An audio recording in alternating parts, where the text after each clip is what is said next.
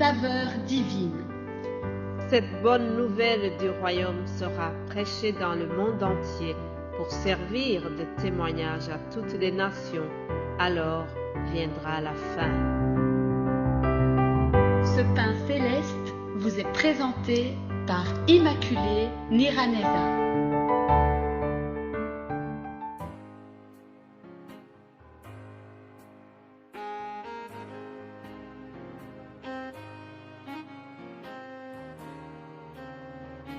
Shalom, shalom, mes bien-aimés de Dieu, que l'Éternel soit loué.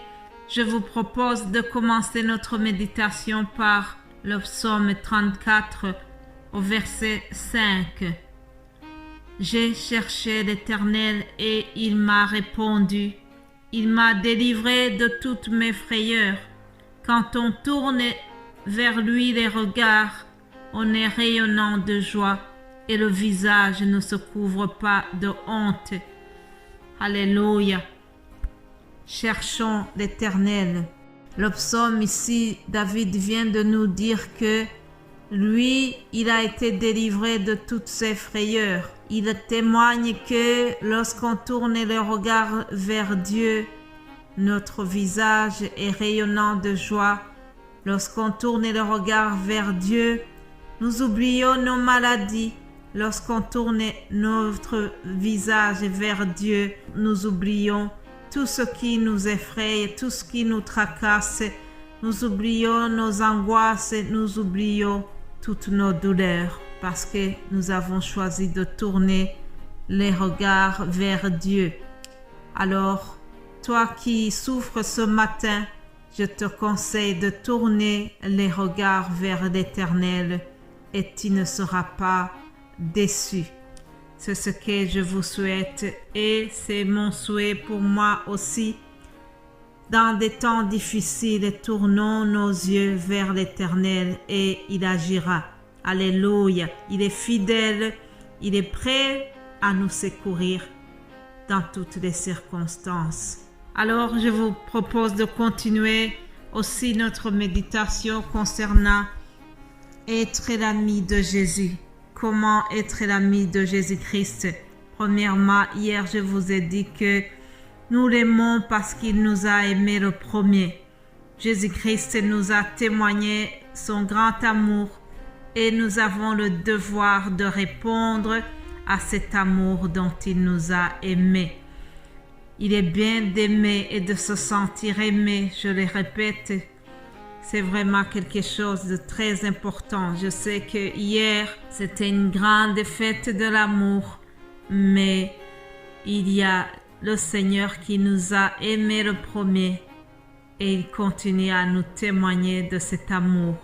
Voici comment nous devons aimer Jésus-Christ. Lisons Galates 5, verset 6. Car en Jésus-Christ, ni la circoncision, ni l'incirconcision n'ont de la valeur, mais seulement la foi qui est agissante par l'amour. Dans d'autres versions, il est écrit seulement la foi qui est agissante par la charité. Donc, pour manifester, pour témoigner notre amitié à Jésus-Christ, nous devons le montrer en ayant de la charité les uns pour les autres. Soyons charitables, soyons attentionnés les uns envers les autres. Témoignons de l'affection à l'égard de nos frères et sœurs. La meilleure façon d'aimer Jésus-Christ aussi, c'est aimer son prochain. L'apôtre Jean, qu'on appelle souvent l'apôtre de l'amour, il a dit une parole qui va dans ce sens.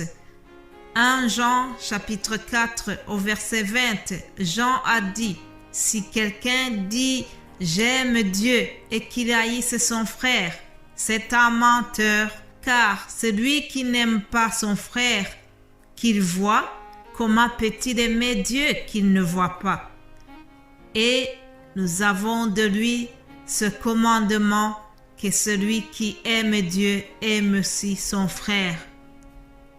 En effet, chers amis, si nous disons que nous aimons Dieu, celui que nous n'avons jamais vu de nos propres yeux, celui que nous ne pouvons pas aller rendre visite, celui que nous n'avons jamais vu son image de manière physique.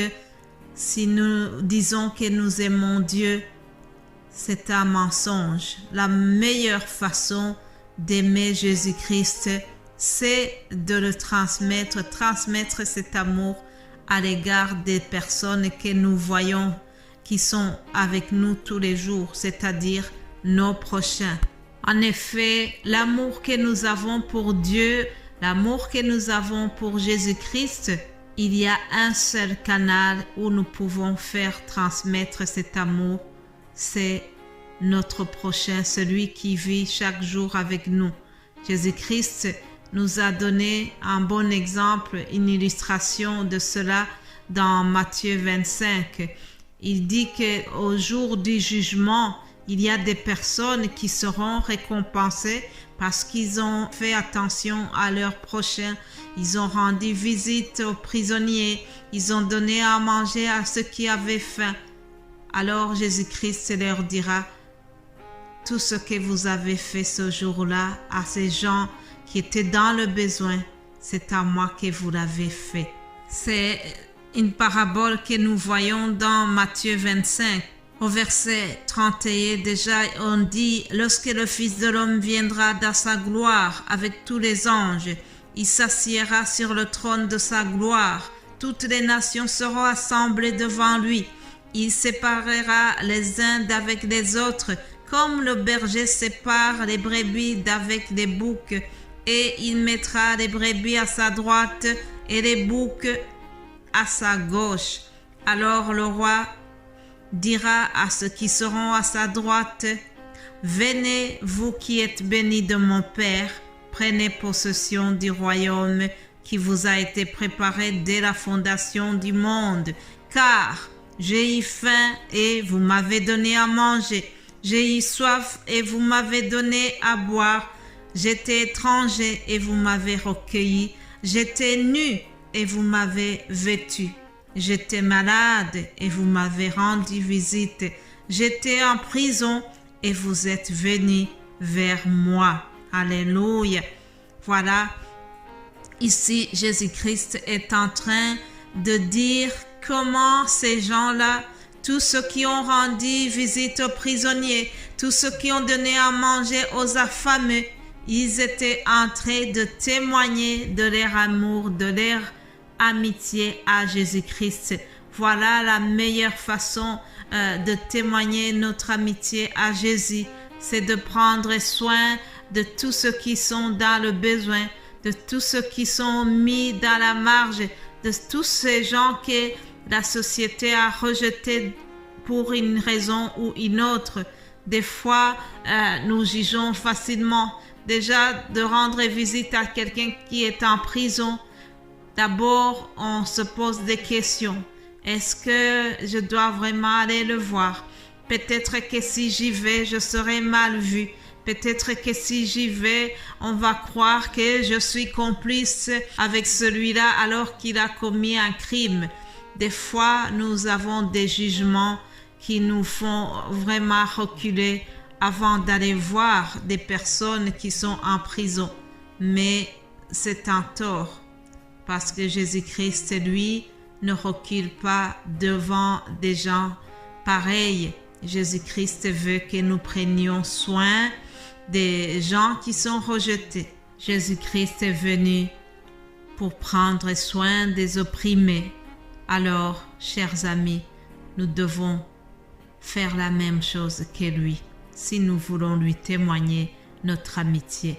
Voilà, pour aujourd'hui, je voulais juste vous dire que la meilleure façon d'être ami de Jésus-Christ, c'est être charitable.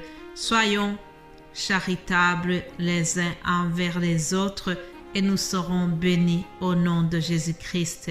Passez une excellente journée et je vous retrouve demain par la grâce de Dieu. Amen.